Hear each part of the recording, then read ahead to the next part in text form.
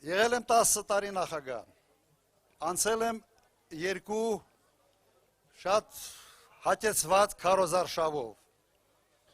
նախագահության ժամանակ բազմաթիվ հանդիպումներ եմ ունեցել ի պաշտոնե, երբեք չի եղել որևէ հանդիպման ժամանակ,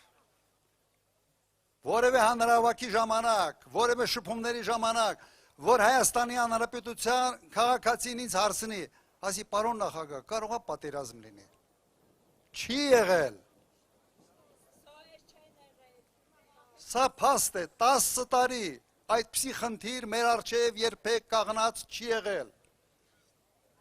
Որովհետև մարդիկ վստահել են բանակին, որովհետև մարդիկ իմացել են, որ մենք հզոր ենք եւ յուրաքանչյուր պատերազմ ավարտվելու է թշնամու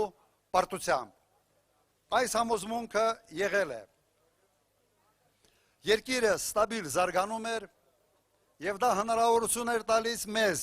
բարձրացնել անգամներով կենսաթոշակներ, աշխատավարձեր,